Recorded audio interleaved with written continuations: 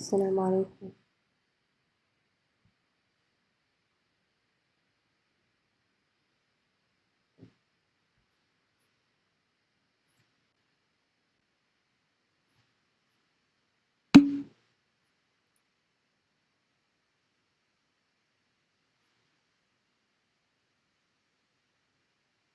طيب بالنسبة للمحاضرة هذه تكملة للموضوع الأخير اللي أخذناه، يعني المواضيع الأساسية اللي تعتمد على فكرة البيمرايزيشن. تمام، أضيف الاضطراب إلى المعادلات، دراسة الانستابيليتي. تمام، طبعا الانستابيليتي هي أكثر من مجال. المثال هذا عليها اللي هي مسائل معروفة باسم ريلي تايلر انستابيليتي، هو الاستقرار خاص بمين؟ بالعالمين اللي درسوا هدول النوع. أول واحد جابها يعني استنتجها أو أظهرها ريلي تايلر، كمل عليها خلاص فسموها باسم ريلي تايلر انستابيليتي. طبعا هنا حاطط لك المراجع الأساسية، الأول كتاب، الثاني تقريبا بحث. خلاص فالأول هو الكتاب الأساسي. مراجعة للإنترودكشن تاني، يقول لك مائعين فكرة ريلي تايلر عبارة عن إيش؟ two fluids of different densities superposed one over the other. إذا عندي مائعين محطوطين فوق بعض or accelerated towards each other، يعني واحد منهم بيتسارع في اتجاه الثاني. مائعين واحد منهم بيتسارع في اتجاه الثاني.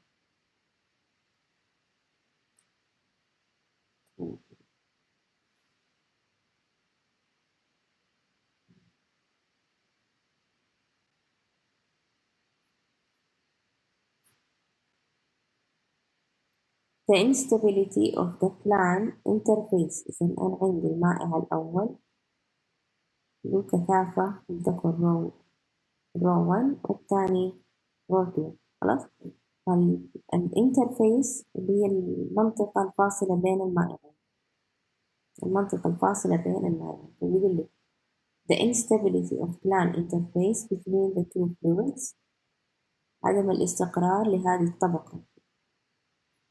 when it occurs، إذا ظهرت حالة عدم الاستقرار هذه نسميها ريلي تايلر instability.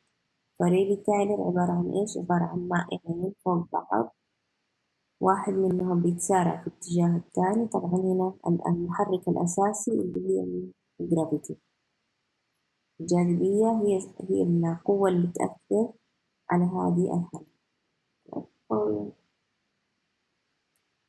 النوع هذا يعني عبارة عن ريلي تايلر انستابيليتي. في نوع تاني اللي هو كيلفين هيلمهولتز، وفي نوع ثالث اللي هو ريكتماير هيشكوف. هذول الاثنين برضو عبارة عن عدم استقرار للطبقة بين مائعين. الأولانية كيلفين عبارة عن الدوامية، تظهر دوامات كده على الانترفيس. وريكتماير المحرك الأساسي مو الجاذبية، لا، شوك ويف. شوك ويف نوع من أنواع الموجات، مثلا زي الموجات هي اللي يعني هي اللي بتحرك هذا المائع. خلاص، طيب ونرجع للموضوع. فهنا بيقول لك if a horizontal surface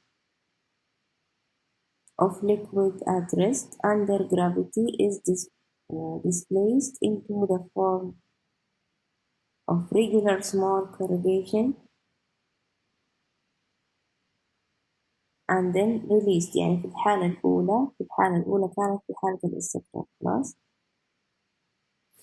في حالة الاستقرار liquid at rest under gravity is displaced، تم يعني أثرنا عليها باضطراب irregular أو regular small corrugation، يعني اضطرابات منتظمة إذا المائع اللي كان في حالة الاستقرار أثرنا عليه بموجات أو اضطراب منتظم.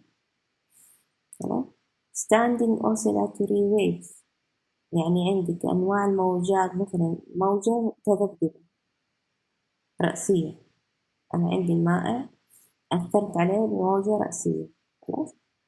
هذه الهوريزونتال أثرت عليها بموجة رأسية. نظريا a liquid could exist in a state of unstable equilibrium with a flat lower horizontal surface superposed by air pressure. إذا حيتكون عندي اضطراب عدم اتزان لهذا الفلات. إذا عندي مثلا في الحالة الأولى المائع اللي فوق أثرت عليه بموجة، إيش اللي حيصير؟ الطبقة اللي بتفصل بينه وبين المائع اللي تحت حتتأثر بهذا الاضطراب، خلاص، ويظهر لي اختلاف في الضغط، خلاص. الضغط حيختلف من الطبقة الأولى للطبقة الثانية، هذا اللي يؤثر على الانترفيس نفسه، خلاص.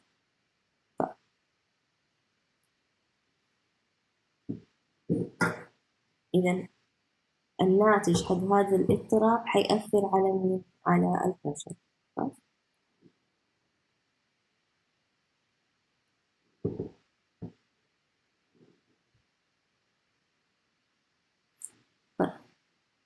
فيزيكالي يعني فيزيائيا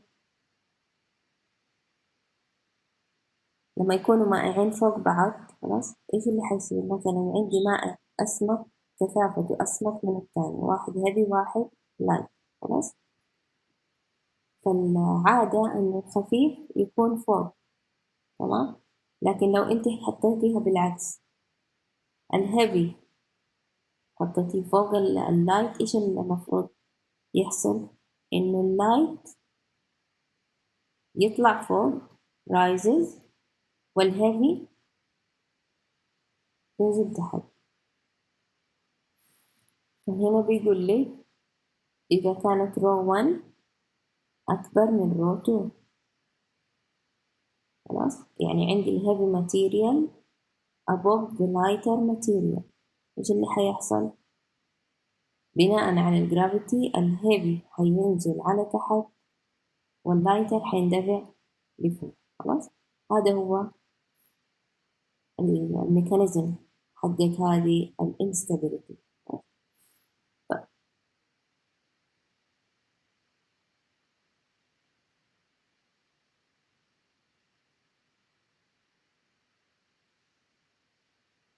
حطيت لك هنا أمثلة، كرة على التلة إلى آخره من مثال، خلاص، ممكن تقرأيه.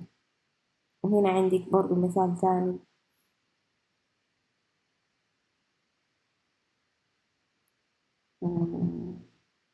spherical balloon filled with a gas heavier than air, carbon dioxide مثلا, replacing the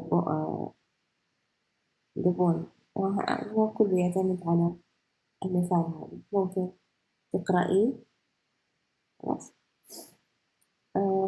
فنجي للموضوع الأساسي. In the context of Rayleigh tire instability there are two fluids being considered.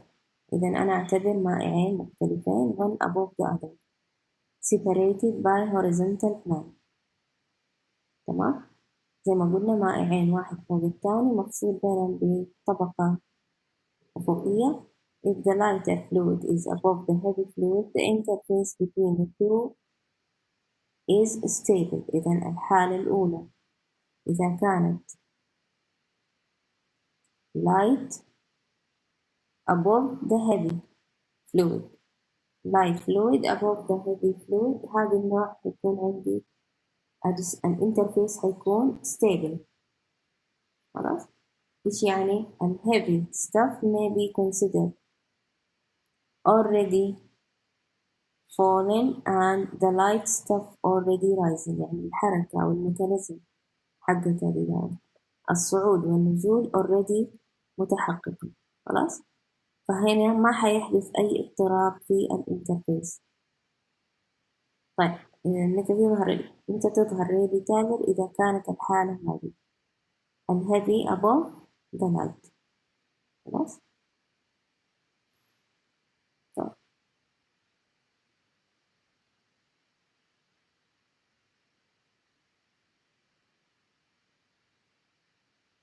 وفي الحالة إذا كانت row 1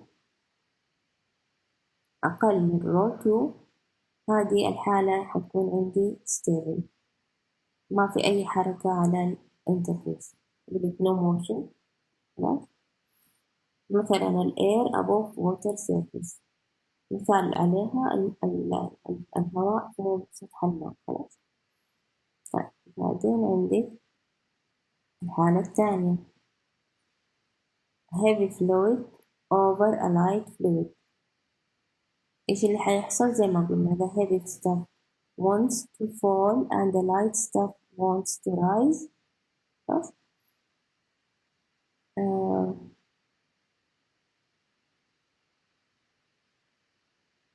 When this perfectly flat interface is displayed أو perturbed، يعني إيش اللي حيحصل؟ هذه الميكانيزم حتأثر وتؤدي إلى وجود الاضطراب على هذه الانترفيس. خلاص. Provide the necessary mean of light fluid to rise.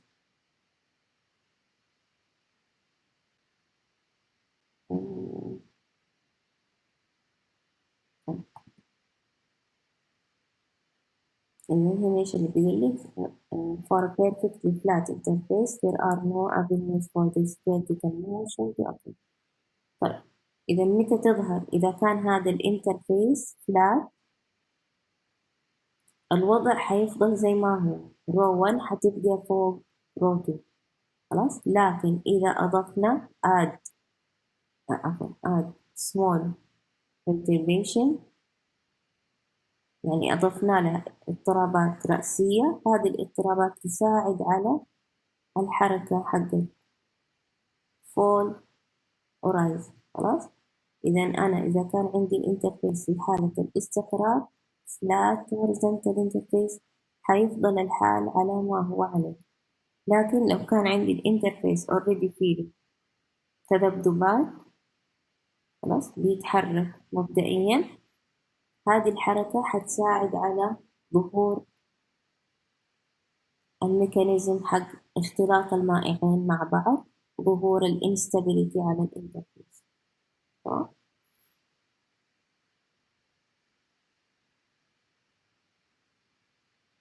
فهنا بس بيشرح لك الفكرة الأساسية. لو كان عندك صندوق مليء بالماء، الكوردينيت المتعارف عليه X و Z والY اللي هي في الاتجاه العمودي 2 dimensional اللي هو ال X و Z، والY حيكون العمودي، الجرافيتي رأسية.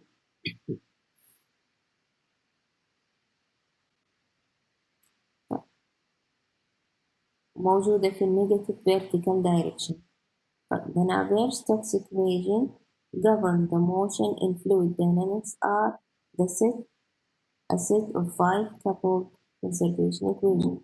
مين هما؟ الماس، 3 momentum، الرابع عندك الانرجي.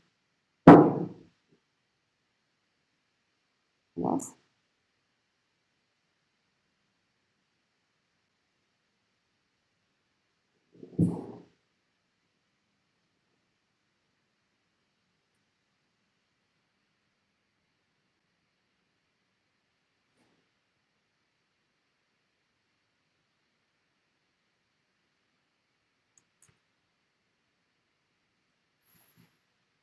إذا أنا عندي معادلات الحركة الأساسية حقت هذه المسألة، معادلة الماس conservation، momentum equation in 3 direction، المعادلة الأخيرة اللي هي الانرجي. خلاص. معادلة conservation of mass الصورة العامة حقتها من هي partial rho by partial t زائد div رو في في. خلاص، رو زي ما انت عارفة density t time، هذه المؤثر حق الجريدينت أو differential operator. v velocity، إذا معادلة الاستمرارية زي ما انت عارفة بعد ما فكينا الحدود كلها خلاص حصلنا على المعادلة هذه partial رو partial t، الاشتقاق في اتجاه الإكس رو في يو، رو في في، ورو في زد. فكينا الدف. تمام. يو في دبليو عبارة عن velocity component in x, y, z directions will make our first assumption. إذا الفرضية الأولى هنا في معادلة الاستمرارية عشان أتعامل فكرة ريلي تايلر تعتمد على هذه النقاط. الفيرست assumption بالتبسيط أنا بشتغل على 2 dimensional system زي ما إحنا رسمناها x و z. الفيرتيك اللي هي الواي نهملها عشان أبسط فهم المعادلات. أبدأ في 2 dimensional system. هذا الشكل العام. إذا أنا أعتمد على السيستم x z plan. x z plan. إيش اللي حيصير في المركبة الثالثة y؟ هأهملها، فأي مركبة فيها الواي والفي هذه بتروح بصفر. خلاص. neglect any changes in y direction. بالتالي أي مشتقة بالنسبة لواي حتعتبر زيرو.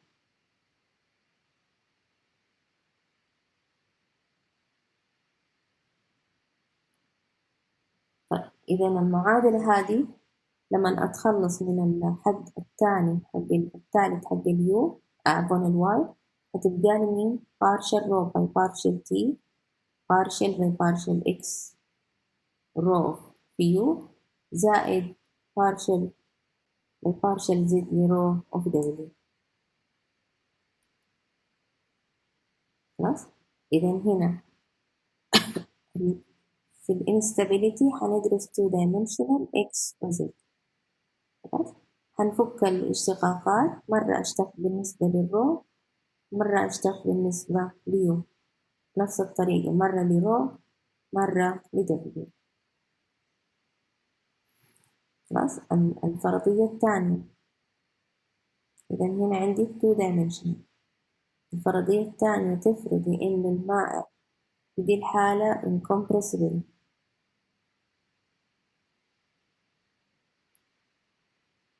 incompressibility for a given layer of fluid. إذا في الحالة الأولى في معادلة الاستمرارية أفرض إن المائع غير منضغط. يعني أن المائع في الاتجاه العمودي، يعني لو تيجي قرائية في الإحداثيات العمودية هيعتبر constant density، لأن هي الحركة حتكون في الاتجاه العمودي. خلاص. ففي الاتجاه العمودي الرو حتعتبر constant ما بتتغير. الحركة العمودية الدنسيتي فيها تكون ثابتة. خلاص. عفوا الحركة الهوريزونتال عفوا.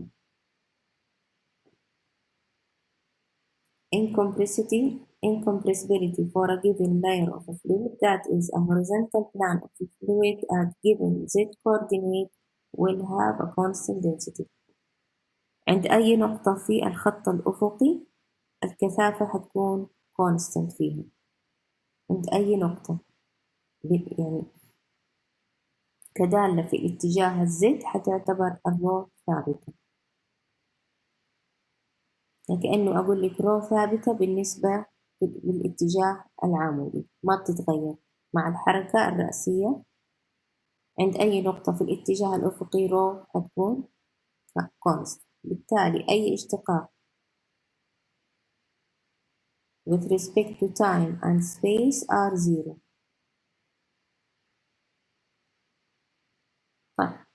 إذا المعادلة هذه تختصر أي اشتقاقات لرو حتروح بصفر، يبقى لي partial u by partial x partial w by partial z تساوي 0، وأسحب الرو كثابت عائم مشترك وأقسم عليه.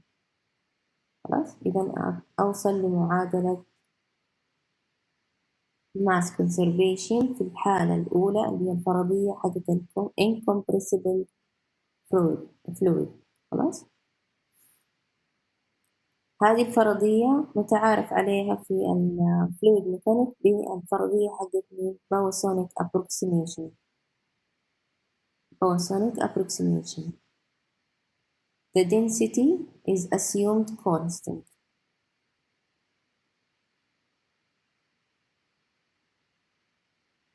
خلاص، هذه المعادلة متعارف عليها بالسولينويدال، يعني divergence equal 0 divergence equal 1 بشكل عام. إذا الفرضية الأولى قلنا إن 2 dimensional fluid. الفرضية الثانية في معادلة ال conservation of mass استخدمنا البواسونيك approximation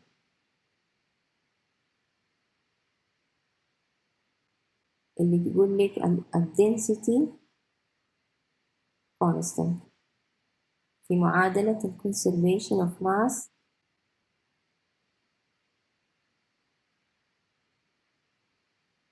تمام، معادلة حفظ الكتلة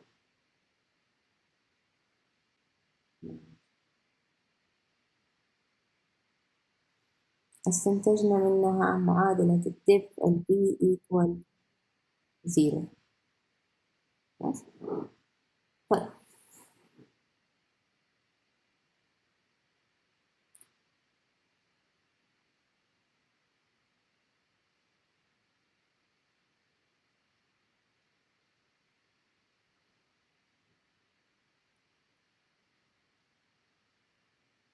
هذه معادلة conservation of mass بفرضية البواسونيك approximation حتكون في حالة الاستقرار. خلاص، احنا ما نبغاها في حالة الاستقرار، حنضيف عليها اضطراب. إذا مركبات السرعة هينضاف لها حد الاضطراب زي ما تعلمنا. أضيف حد اضطراب small perturbation. We will consider the fluid is initially at a constant state، يعني كان في حالة استقرار وساكنة، and only consider small changes for this state. إذا حيكون إضافة اضطراب صغير على مركبات السرعة. إذا ال constant state رمزنا لها بكابيتال U naught capital V naught capital W naught زائد small change أو small perturbation small u small b small w. هذه كأنها أضفنا إبسلون، الحد الإبسلون. خلاص،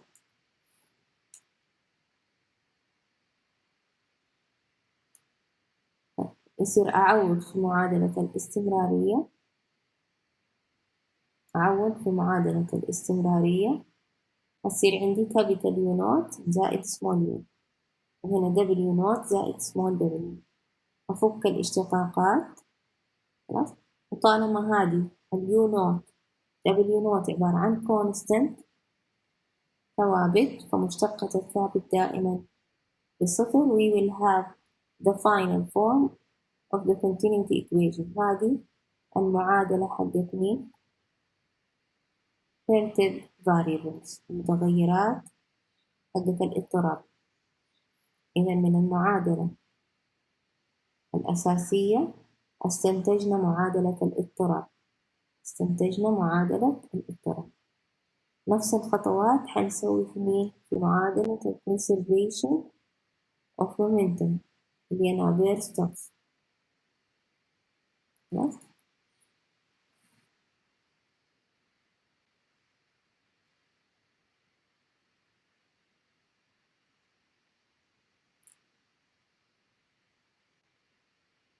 هذه كلها ممكن تقرأيها، عبارة عن إيش؟ الشكل العام للمعادلة. هذه material derivative مفكوكها بهذه الطريقة. فبشكل عام material derivative للvelocity field يساوي البادي فورس زائد السيرفيس فورسز. السيرفيس فورسز اللي أنا عندي مين؟ خاصة باللزوجة implicit assumption.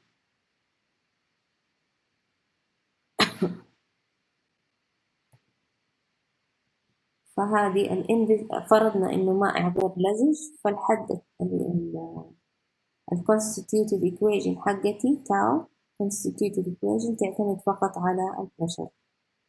فبشكل عام إحنا حناخد المعادلة هذه. نفرض عندي implicit assumption mu equal 0. خلاص؟ فهذه التاو تعتمد فقط على البريشر، كأنه أنا عندي ideal fluid مائع لزج. إذا المثال الشرح استخدمنا implicit assumption، فاكتفينا فقط بالpressure gradient. وعندي البادي فورسز، قلنا البادي فورسز الأساسي عندي اللي هي الجرافيتي. خلاص؟ هناخد 3 اللي هي حتكون 2 dimensional flow. هناخد في اتجاه اليو في اتجاه الدبليو. البي هتاخدي material derivative لليو وماتيريال derivative للدبليو. خلاص؟ الجي مركباتها زي ما انت عارفة جي اكس جي واي جي زد. أنا ما عندي جي واي، إذا فقط أعتمد على جي اكس وجي زد. طبعا جي اكس ما في أي مركبة لأنه الجي الرأسية، الجي في الاتجاه الرأسي اللي هو اتجاه الزد. فجي اكس إذا حنكتب 0 0 وجي ماينس جي. خلاص؟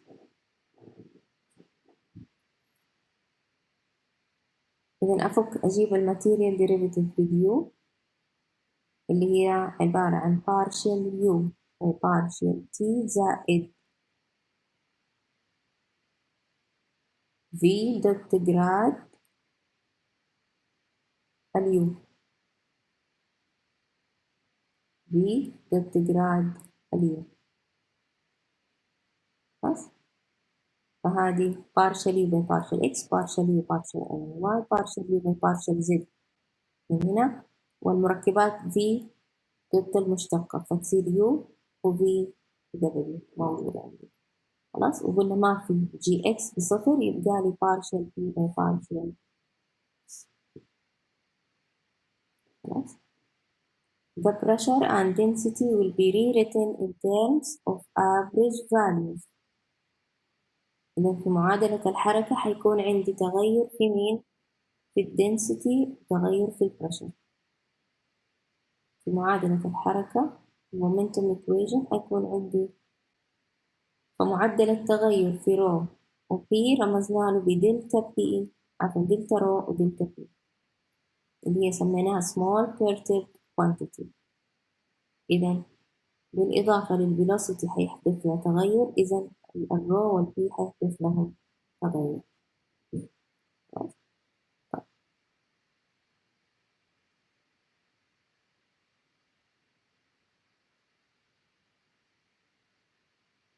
طالما عندك في تغير، إذا perfect density is considered incompressible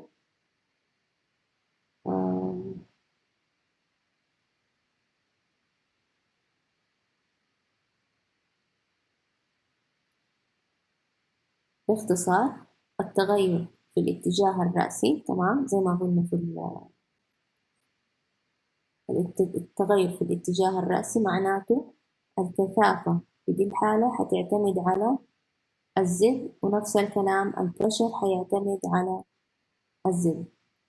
خلاص؟ لأنه التغير في اتجاه الزد الرأسي، لكن الإكس ثابت. أي تغير على الخط الأفقي خلاص انت بتطلعي فوق بقيم مختلفة الزد، تنزلي تحت قيم مختلفة للزد، فبتعتمد على الزد. خلاص.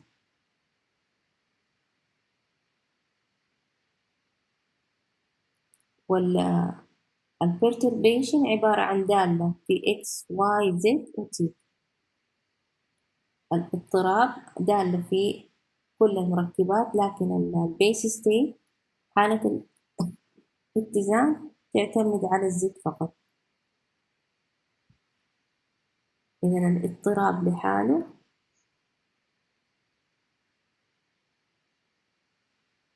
حياخد مين؟ حياخد مركبات السرعة U و V و W، هذه حيحدث لها اضطراب بالإضافة للرو والبريشر، كلهم حاضيف لهم small perturbations في معادلة المومنتوم.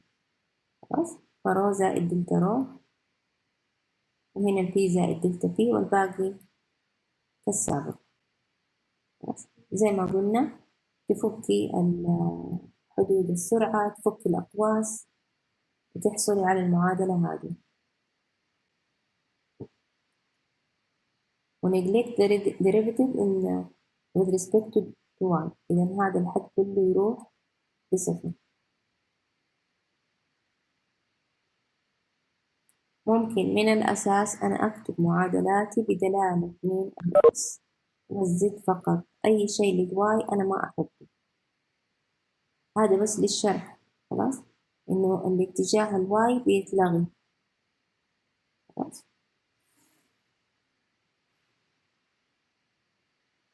زي ما قلنا الأبر كيس عبارة عن كونستنت، فأي اشتقاق لها بيروح بصفر.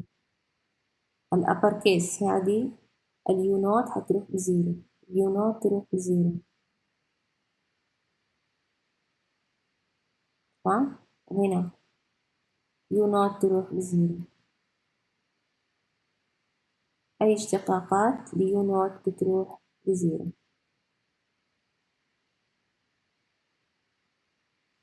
يبقى لي مين؟ حدود الاضطراب.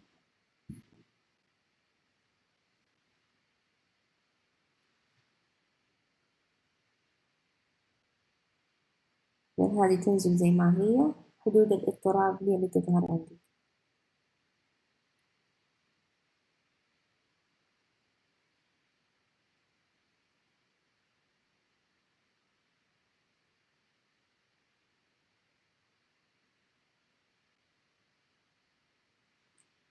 طيب، طالما احنا قلنا إن المعادلة أو الفلويد كان في حالة at rest، في حالة السكون، ما في أي حركة، بالتالي الفيلوسيتي هتكون زيرو. طالما أنا فرضت من الأساس إن الفلويد at rest، إذا الفيلوسيتي بشكل عام هيكون زيرو. V نوت هتكون زيرو، اللي هي الانيشيال فيلوسيتي اللي هي رمزنا لها بكابيتال لتر V نوت، U نوت، V نوت، W نوت، هذه كلها بتساوي الصفر. بالتالي الحدود اللي فيها برضو U نوت و W نوت بتروح بصفر.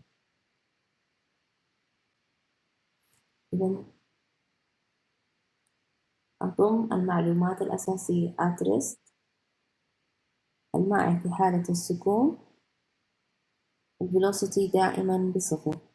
خلاص. هذه اللي هي خاصة بريلي تايلر instability أو analysis. لو استخدمتي كلفن هيلمهولتز الفيلوسيتي ما تكون ثابتة، يعني الحدين هدول هيكون موجودين. إذا النوع الثاني تبع كلفن هيلمهولتز هدول الاثنين هيكونوا موجودين. خلاص.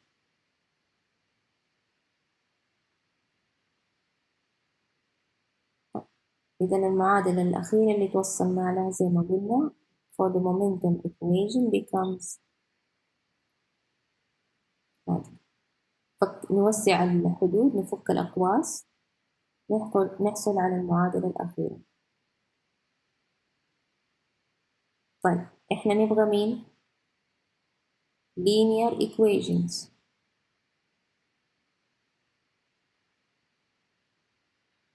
in epsilon أو perturbation.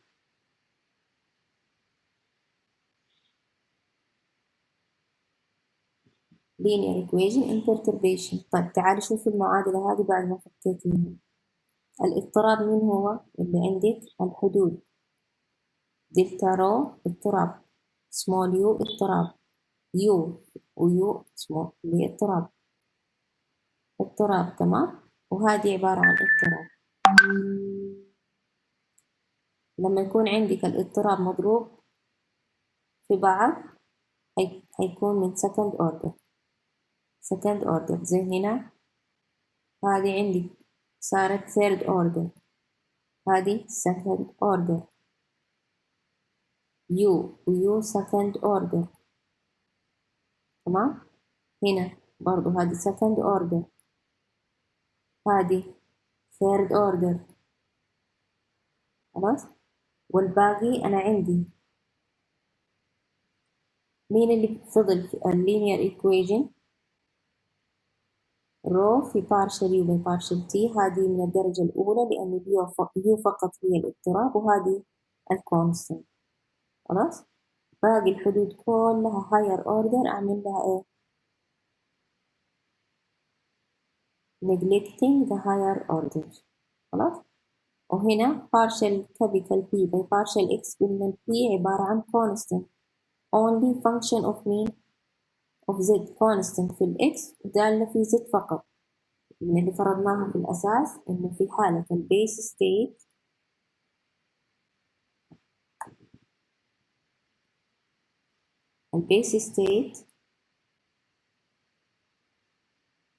ال P الفلو at rest يعني ال velocity equal 0 تمام. بعدين عندي التغير في ال pressure as a function of z، rho as a function of z، هذه تبع البيس ستيت. لما تشتق ال P بالنسبة ل x هتروح لصفر خلاص. إذا يفضل لي معادلة الاضطراب في ال x direction هذه هي خلاص. طيب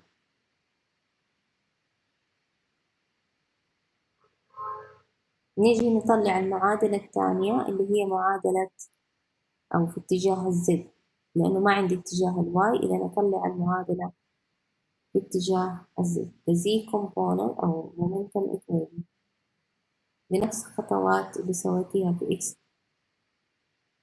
x momentum equation حتطلعي z momentum equation خلاص. هنا عندي الحد body forces موجود رو في جي زد خلاص. الجي زد قلنا تاخد القيمة سالب جي.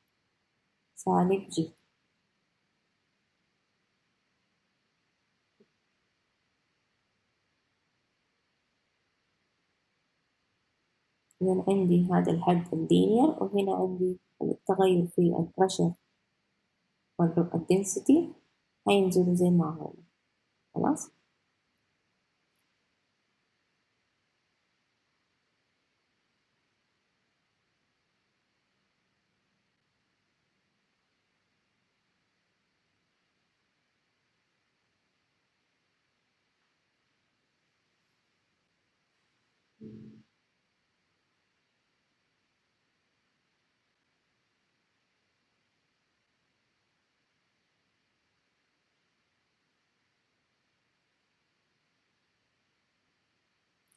طيب يقول لك بما أنه ال P أساسا كانت عبارة عن دالة في Z تمام، وهي عبارة عن الهيدروستاتيك بريشر، فالبريشر الهيدروستاتيك بريشر في دي الحالة مين قلنا القوة المؤثرة اللي هي الجرافيتي، والتغير يعتمد على مين أو يؤثر على مين؟ على البريشر خلاص. أي تغير أو الحركة الميكانيزم الأساسية اللي هي التغير في مين؟ في البريشر أو البريشر جريدينت هي الميكانيزم الأساسي في ريلي تايلر انستابيليتي فمشتقة البريشر بالنسبة للزد تعتمد على تعطيني مين؟ رو في جي، تعطيني رو في جي. فاشتقاق البريشر اللي هي البيس فاريبل، البيس فاريبل تبع البريشر هذه هي نفسها الهيدروستاتيك، هو عبارة عن هيدروستاتيك بريشر. البريشر جريدينت حقته الميكانيزم الأساسية تعتمد على مين؟ القوة الأساسية اللي هي الجرافيتي. فالاشتقاق partial B by partial Z يساوي مين؟ سالب رو في جي، يعني يساوي البادي فورسز تيرم، يساوي البادي فورس تيرم. خلاص؟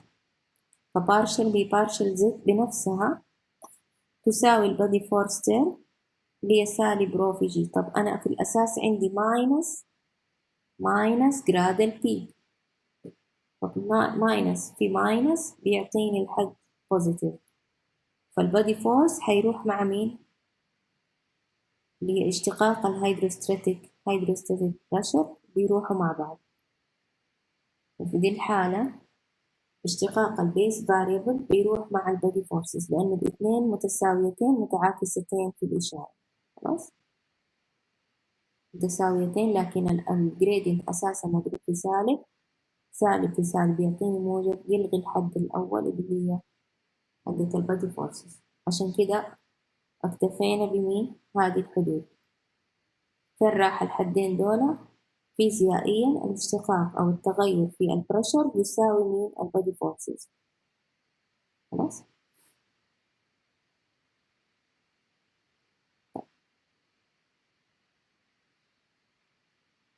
إذا آخر معادلة اللي هي معادلة الانرجي equation هنهمل هذه المعادلة بالفرضية التالية، إنه إحنا ما عندنا تغير في الشغل المبذول في هذه المسألة وما عندنا حرارة، يعني ما في انتقال للحرارة بين المائعين. خلاص؟ إذا في هذه الريلي تايلر في دي الحالة بنهمل كأننا بناخد ايزوثيرمال ماتيريال. خلاص؟ ما عندي تغير في الحرارة، بالتالي ما عندي energy equation. خلاص؟ إذا المعادلات الأساسية حقتي زي ما قلنا ايزوثيرمال سيستم. إذا المعادلات الأساسية عندي الكونتينيوتي equation، المعادلة الثانية حقت x momentum equation و z momentum equation. طيب كم متغير عندنا في المسألة؟ عندنا u، عندنا w، وعندنا دلتا p، وعندنا دلتا رو. 4 متغيرات في 3 معادلات.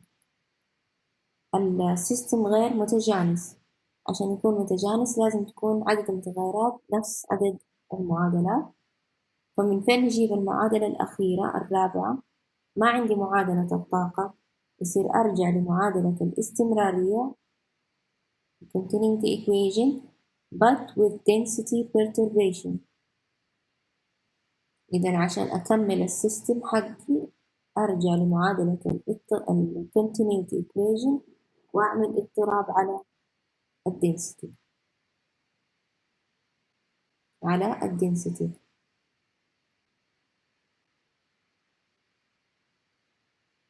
آخر معادلة كتبناها كانت على صورة partial by partial t rho زائد partial by partial x rho في u زائد partial rho في v زائد partial rho في w partial z. هناك في الباوسونيك approximation قلنا rho is constant. خلاص؟ لكن نقصت علي معادلة، يصير لازم أطلعها من معادلة الاستمرارية، فأفرض إن الرو حيصير فيها اضطراب بإضافة دلتا رو، وأفك الحدود الأقواس كلها وأوزع الاشتقاقات. خلاص؟ وأهمل مين؟ الحدود اللي فيها higher order perturbation. الحد الأول هنا عندي في higher order، هنا higher order. خلاص، تفضل لي المعادلة الحدود الباقية. طيب، ممكن أسحب الرو عامل مشترك من هنا. هذه من الفرضية حقت الباوسونيك approximation، قلنا partial u by partial x زائد partial w by partial z إيش تساوي؟ صفر. خلاص. from first analysis of the continuity equation، إذا هذيك أستفيد منها إني أتخلص من هذا الحد بيروح معاي بالصفر. وقلنا الرو أساسا في البيس ستيت as a function of z، فأي اشتقاق ليها مختلف عن الزد حيروح بصفر، إذا هذا الحد راح بصفر. خلاص. إذا فضل لي مين؟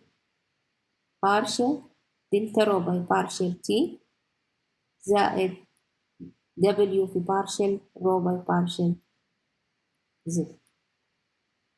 خلاص، لأنه أنا قلت الرو as a function of z فقط، فأي اشتقاق تاني لمتغير تاني بيروح بصفر. إذا هذه طلعت لي المعادلة الرابعة لمين؟ لدلتا رو، المتغير الرابع. إذا المعادلات الأساسية والفرضيات الأساسية عبارة عن two-dimensional incompressibility for a given layer of a fluid، بعدين velocity in terms of initial constant plus small deviation of perturbation. عندنا فرضنا inviscid initial velocity zero. إذا عملنا linearization للmomentum equation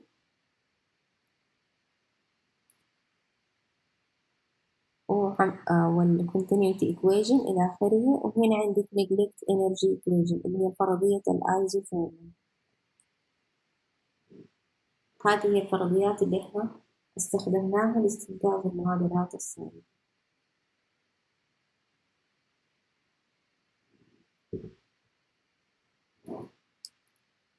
إذا المعادلات الأربعة كالتالي: partial u by partial x زائد partial w partial z equal 0، اللي هي def بال v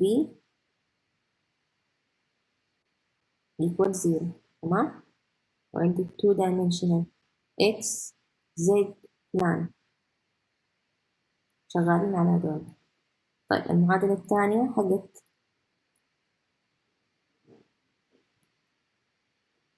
المومنتم equation x direction عبارة عن partial u by partial t equal minus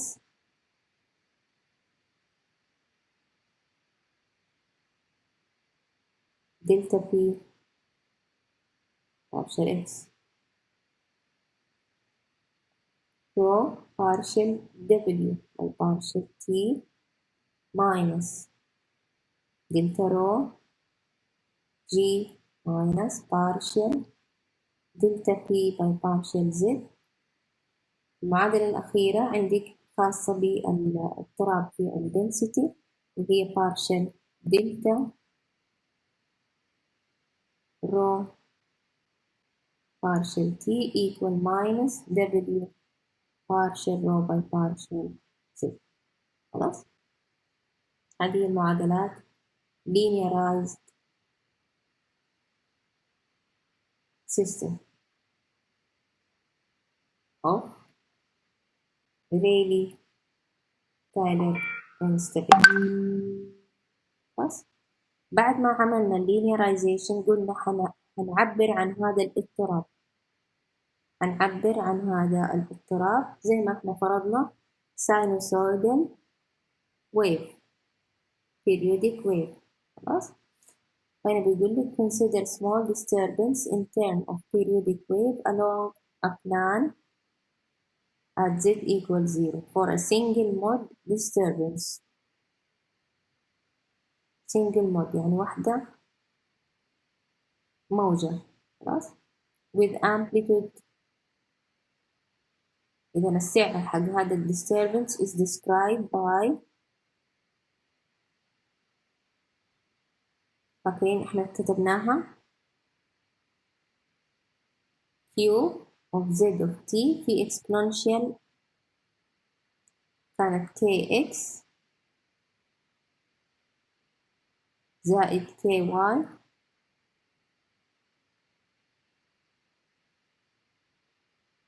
exponential، وهنا كانت الدالة Q of Z و T. كده إحنا كتبناها. خلاص. any quantity any perturbed quantity Q prime كتبناها بهذه الصورة، لكن أنا ما عندي الواي فاكتفينا هنا في المثال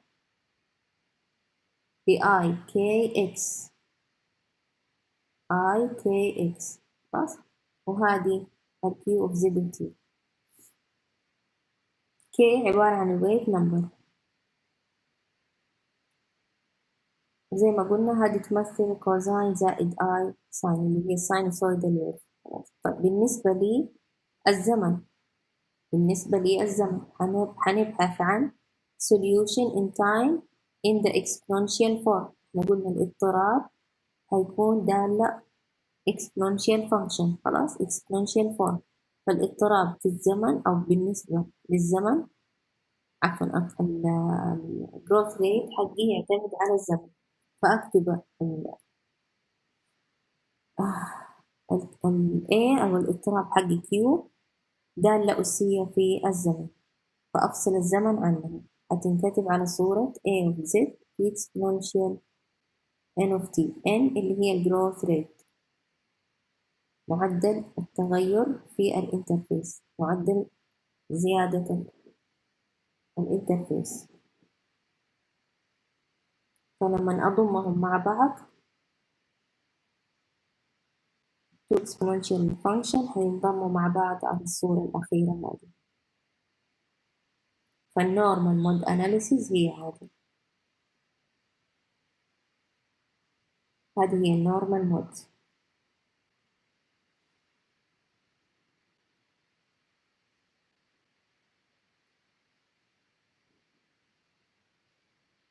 إحنا نبغى non-trivial solution to specified boundary condition اللي هي ال eigenvalue problem. هنحل النورمال مود هتعطيني ال eigenvalue problem for eigenvalue n corresponding to the wave number t. خلاص. هذه نتكلم لو كان عندك أكتر من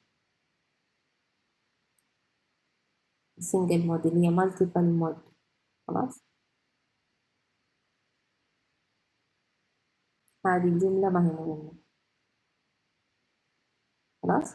احنا بنحل هذه المسألة سميناها eigen value problem.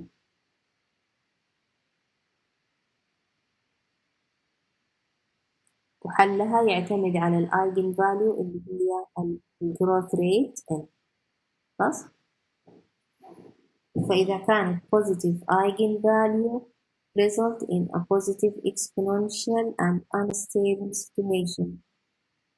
Negative eigenvalue اللي هي ال n تعطيني result a stable situation. خلاص. one that reduces the amplitude. الامبليتيود حقت التذبذبات هتتقلص، هتوصل حالة الاستقرار اللي هي ال A. هذه الامبليتيود تبع الاضطراب. خلاص. هتقل سعتها. طيب إذا عوضنا بهذه المعادلة في المعادلات الأربعة حقتي، يعني كل متغير هينكتب على الصورة هذه. بمعنى آخر two velocities and density and pressure we have u بدل ما تكون دالة x z و t هتصير u of z في في الإكسبوننشال، W of Z في الإكسبوننشال إلى آخره. خلاص؟ المعادلات الأربعة الأخيرة حقت نابير-ستوكس إكويشن هعوض بهذه الفرضيات، هذه كلها هدخلها هنا. partial U by partial X هتشتق مين؟ الأول ولا الثاني؟ هشتق الإكسبوننشال لأنه فيها الإكس هنا، اليو هذه هتنزل ثابتة. اشتقاق الإكسبوننشال كده. نيجي للمعادلة الأولى.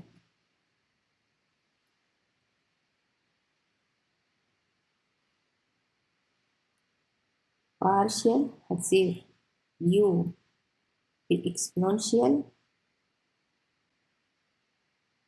partial X زائد partial W في الإكسبوننشال partial Z.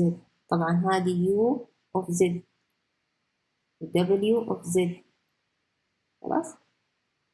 قلنا الدالة اللي فيها X هذه الإكسبوننشال، إذا هتنزل I K U Z هتنزل زي ما هي، والإكسبوننشال تنزل زي ما هي. خلاص؟ زائد مين اللي هشتقها، الإكسبوننشال ولا الدبليو؟ الدبليو، يعني الإكسبوننشال تنزل زي ما هي.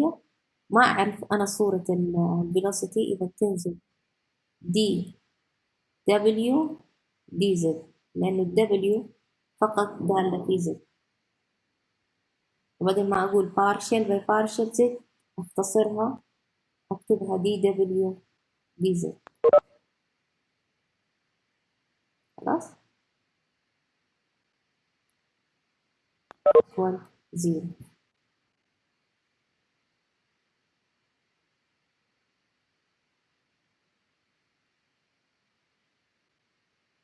اليوم ما في حضور؟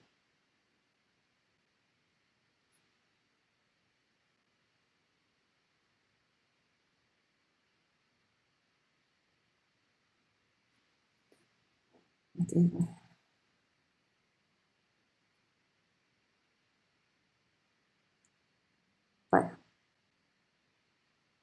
بنفس الطريقة هعوض في المعادلة الثانية partial u by partial t. إذا هشتق الإكسبوننشال بالنسبة للتي، واليو اوف زد تنزل ككونستنت، إذا هتصير عندي n رو هتنزل n مشتقتها بالنسبة للتي u اوف زد في الدالة exponential. طبعا هنا الإكسبوننشال ممكن أستغني عنه، أسحبها عامل مشترك وأتخلص منه. خلاص؟ عشان كده ما هي مكتوبة. هو ده الهدف من الإكسبوننشال فانكشن، إنك تتخلصي منها، تكتفي بمعادلات في اتجاه الزد فقط. النورمال مود أناليسيز هي هذه فكرتها، تتخلصي من الأبعاد الإضافية، تكتفي ببعد واحد فقط اللي هو في اتجاه الحركة حقته. خلاص؟ فهنا أتخلص من الإكسبوننشال، في الطرفين حتظهر لي إكسبوننشال حتخلص منه. هذه بنفس الطريقة اشتقاق البريشر بالنسبة لإكس، إذا حتنزل لي سالب I K دلتا بي اوف زد في الإكسبوننشال تروح من الحدين من هنا ومن هنا. نفس الخطوات تستنتجي الاشتقاق الثالث والرابع. هنا W بالنسبة للتي حتظهر ال N، هذه حينزل زي ما هي، وهذه حتنزل بالرمز D by dz لأنها دالة مجهولة في Z. خلاص؟ نفس الكلام d رو by dz، وهنا N في دلتا رو.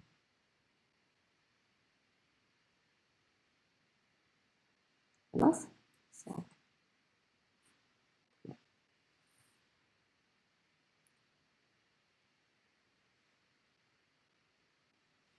المعادلات عندك 1 إلى 4.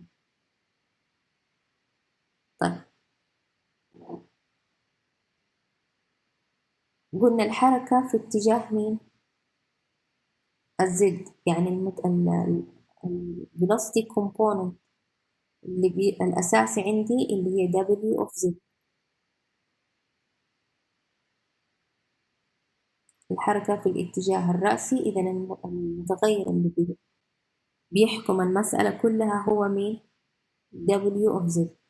فأنا الأربع المعادلات هذه أدمجها مع بعض وأطلع 1 ODE أو PDE، تمام؟ أطلع معادلة تفاضلية واحدة في المتغير الأساسي اللي هو W of Z، إنه الحركة في الاتجاه من الزد، الحركة الرأسية، فاليو حتكون ما لها تأثير في هذا الموضوع، فأتخلص منها. والدلتا بي برضو أتخلص منها، دلتا رو أتخلص منها، كل المتغيرات الثانية أتخلص منها وأكتفي بمين؟ بالحد الأساسي اللي هو ال W of Z. طب كيف حسوي؟ من المعادلات هذه عندي دلتا رو أكتبها بدلالة الحد الثاني، وعندك دلتا بي هنا. إذا أنا هنا المعادلة الأولى فيها مين؟ فيها يو، ما أحتاجه، إذا أكتب اليو بدلالة الدبليو. طيب المعادلة الثانية فيها إن، عفوا فيها يو، إذا من هذه كيف أسوي؟ أتخلص من اليو، أتخلص من دلتا بي، أتخلص من دلتا رو، من فين؟ إلى المعادلات الأساسية. من معادلة 1 equation 1 إيش حيصير عندي؟ يو تساوي سالب دي دبليو دي زد. خلاص؟ إذا I K U تساوي سالب دي دبليو دي زد. طيب المعادلة الثانية equation 2، مين فيها equation 2؟ فيها رو N في U equal minus I K دلتا P. طيب اليو هذه ممكن أستفيد من المعادلة اللي فوق، لكن اليو مضروبة في كم؟ اي كي. إذا أضرب أول مرة المعادلة هذه في اي كي، تصير رو ان تنزل زي ما هي، اي كي يو تساوي اي في اي بسالب، إذا كي تربيع دلتا بي. خلاص؟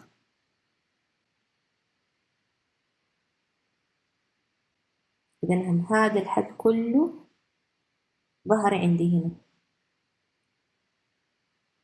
مو أقسم على اي كي.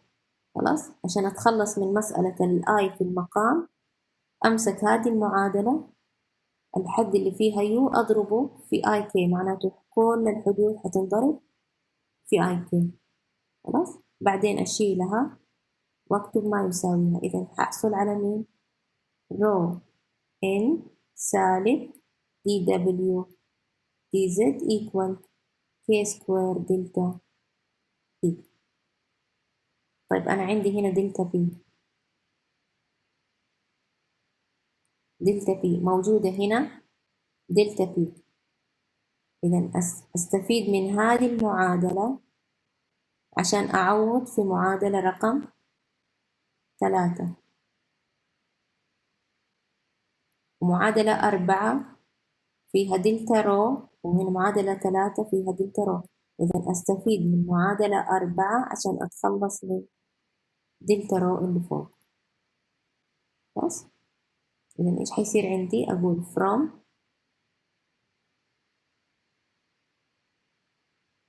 equation 3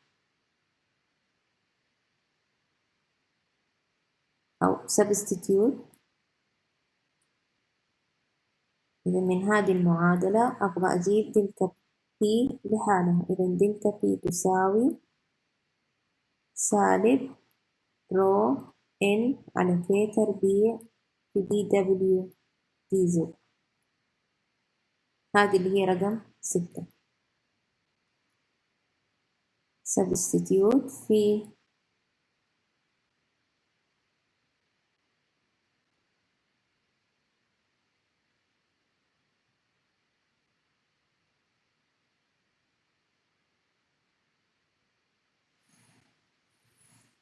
equation 3. equation 3 رو NW تنزل زي ما هي minus رو دلتا رو جي تنزل زي ما هي. كل هذه أشيلها وأكتب ما يساويها. إذا حتصير عندي رو NW تساوي سالب دلتا رو في جي ناقص دي باي دي زد بسالب رو N على K تربيع في دي دبليو دي زد. باقي هذا المجهول أبى أتخلص منه. قلنا من معادلة 4.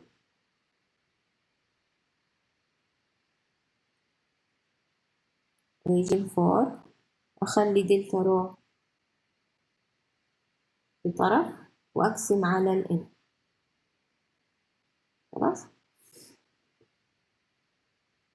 اللي هي تظهر لك معادلة 8. بعدين أعوض سالب في سالب يصير موجب. W حتنزل G حتنزل الN حتنزل ودي رو باي دي زد حتظهر لي. هذه بيس فاريبل. هذه من البيس فاريبل ما عندي فيها أي مشكلة. خلاص اتخلصت من الاضطراب. اتخلصت من الاضطراب. إذا معادلة 9. معادلة 9 صارت كلها في الاضطراب W فقط. في الاضطراب W فقط. طيب الهاير اوردر مين عندي؟ هنا دي باي دي زد وهنا دي باي دي زد. خلاص فقلنا دائما نخلي الهاير اوردر معاملها دائما بواحد. عشان كده ضربنا في مقلوب N على K تربيع وحصلنا على second order differential equation. خلاص اللي هي معادلة 10. هي المعادلة الأساسية governing differential equation we use to solve the instability between two fluids. خلاص نفس الخطوات هذه هنستخدمها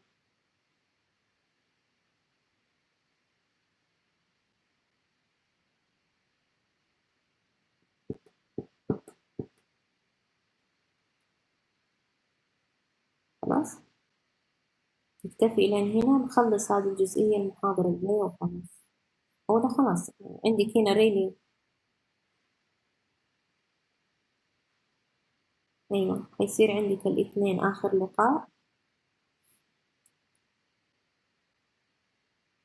فهنا عندك نصير نحدد في نتناقش بإسهاب في هذه الجزئية. هنا عندك boundary condition نعوض فيها إلى آخره من الأشياء ما هي مكتوبة هنا هنكتبها بالتفصيل. خلاص عشان تحلي أي معادلة تفاضلية لازم يكون عندك boundary condition. فهذه كلها ما هي موجودة هنا. هنتكلم فيها بالتفصيل المحاضرة الجاية. بالنسبة للاختبار في فقرتين كان فيها لبس حذفتهم اللي هي dissipation energy الفورميلا تبعها وكانت الايديال فلويد البروبرتي تبعها. النص حقهم راح دبلتها في الفقرتين التانية. خلاص بالنسبة للحل بدع ما شاء الله.